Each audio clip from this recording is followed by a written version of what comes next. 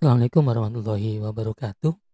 Di sesi ini kita akan mencoba belajar menginstal ya atau menggunakan aplikasi Cisco Desk sistem keuangan desa. Kebetulan yang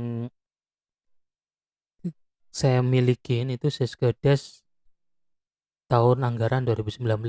Ini hasil dari kegiatan MGMP akuntansi SMK di Kabupaten Jember.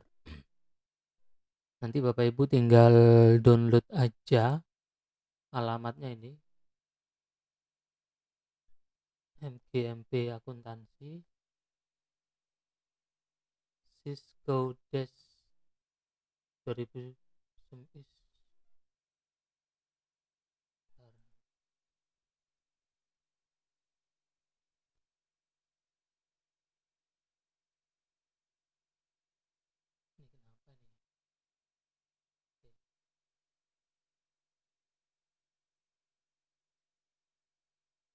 Oke, Cisco Desk 2019.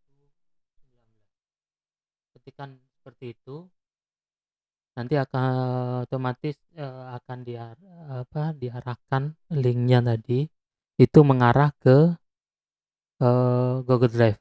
Di mana di Google Drive itu akan ada beberapa aplikasi Cisco Desk yang sudah bisa ditadi manfaatkan. Yang pertama Cisco Desk MGMP Jember ini kalau yang ini datanya kosong. Apa istilahnya? Kita harus setting dari awal nanti yang ini. Kemudian yang ini ini sudah diisi, RPJM-nya sudah diisi. Kemudian yang ini setelah pengisian RPJM pendapatannya sudah diisi. Kemudian ini sampai penganggaran lanjutan ini sudah diisi. Nah, sehingga nanti beberapa siklus yang ada ini di contoh soal yang dari MGMP itu sudah contoh soal dari yang pada saat pelatihan itu sudah terisi di sini. Sehingga kalau kita misalnya saya mau melatih pengisian penganggaran itu, kan konsekuensinya ada urutan urutan terlebih dahulu yang harus dilakukan. Maka misalnya RPJM dulu. Nah, misalnya saya mau melatih untuk pendapatan sehingga saya tidak perlu lagi dari nol. Pengisian RPJM-nya saya nggak perlu isikan.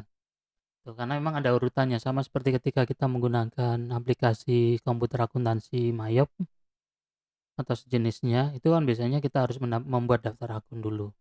Kemudian melakukan proses pengisian daftar buku pembantu dan selanjutnya. Nah, suatu saat misalnya kita ingin di satu sesi itu kita mengajarkan untuk proses jurnal misalnya. Tentu data awal itu sudah terisi. Ya kalau seandainya kita ingin langsung di proses itu, misalnya kita ingin menguji siswa di proses jurnal saja, berarti kita cukup mengisikan data yang sudah terisi saldo awalnya, yang siap untuk diisi jurnalnya. Itu yang makanya di sini ada beberapa perbedaan.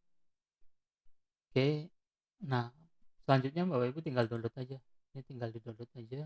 Di sini tinggal klik aja download. Oke, tinggal di download ini. Nah, nanti ini akan proses scanning. Tunggu proses downloadnya.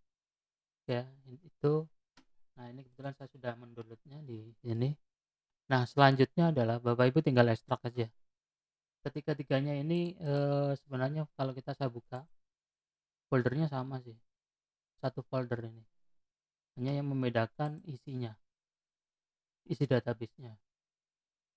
Nah, suatu saat misalnya gini, ketika Bapak Ibu sudah mendownload, ini kebetulan di sistem saya sudah pernah saya lakukan penggunaan. Suatu saat misalnya di komputer Bapak Ibu namanya bukan ini, saya batalkan dulu.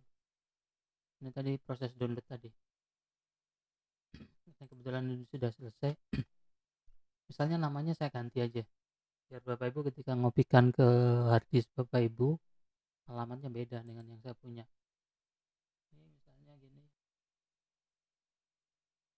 Ini saya rename aja.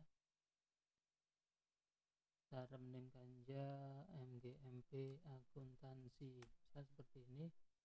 Nah, ini kan proses letak datanya sudah beda. Nah, sekarang saya ekstrak di sini. Nah, nanti akan ketambahan satu folder ini. Sama juga sih ketika saya hapus dulu ya. Sama juga sih kalau seandainya saya ekstrak yang satunya. Nah, yang ini RPJM. Ekstrak di sini. Itu sama aja satu folder. Foldernya namanya sama, kebetulan. Oke ya.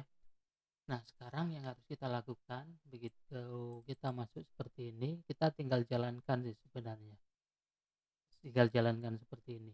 Hanya saja pada saat Bapak Ibu menjalankan pertama kali seperti ini, itu pasti akan ada error. Nih, database-nya tidak ditemukan. Nah, padahal dia sudah masuk. Kalau seperti ini, kita harus batalkan. Kita batalkan. Ya, karena posisi settingnya ini settingnya kita lihat di sini. Settingnya padahal di folder Bapak Ibu atau di hard disk Bapak Ibu atau di komputer Bapak Ibu belum tentu ada ini. Oke, ini kan sudah nama foldernya beda ini.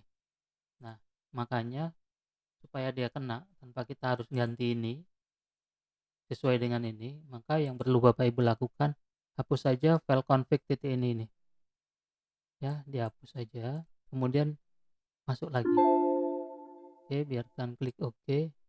Nah, nanti akan muncul tampilan seperti ini. Ketika muncul tampilan seperti ini, tinggal Bapak Ibu cari file database. Ini kebetulan saya lagi aktif di sini, langsung ada. Nah, dipilih ini, klik open, pastikan direct access. Kenapa saya lebih sarankan direct access? Karena tidak semua komputer ada ODBC-nya. Sebaiknya langsung direct access jika dia mengakses langsung di file MDB-nya. Kemudian Bapak Ibu tinggal klik tes. Kalau dia terkoneksi berhasil, oke, baru simpan. Oke, klik yes. Oke, maka nanti akan close. Selanjutnya Bapak Ibu tinggal masuk lagi, register. Nah, Bapak Ibu langsung ketikkan di sini passwordnya ya, SMKN, dan passwordnya sama SMKN ya, sama seperti atas ini. Nah, dan tahun anggarannya 2019. Kenapa 2019? Karena kebetulan kita mendapatkan ini langsung dari apa yang menanganin ini di Kabupaten Jember, sehingga kebetulan yang di setting waktu itu di 2019. Untuk setting berikutnya misalnya Bapak Ibu menggunakan tahun anggaran 2020, itu biasanya Bapak Ibu akan mendapatkan program aplikasi itu dari pemerintah kabupaten